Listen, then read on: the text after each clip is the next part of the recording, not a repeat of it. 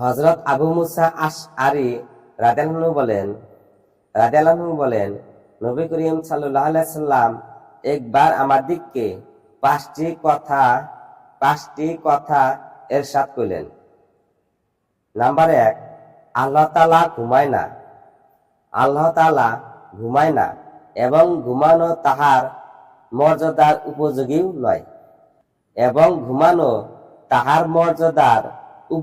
নয়। নাম্বার 2, তিনি রুজি কম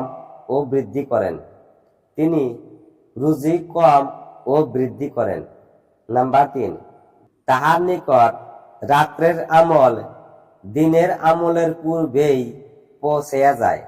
নাম্বার 4, এবং দিনের আমল রাত্রের আমলের পূর্বেই পৌঁছিয়া যায়। নাম্বার 5, তাহার এবং মাখলুকের মাঝখানে পর্দা হইল তাহার নূর।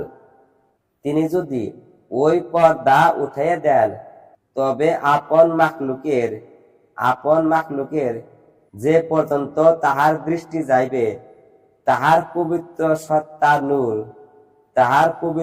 সত্তার নূর সব কিছুতে ভস্ম করিয়া দিবেন।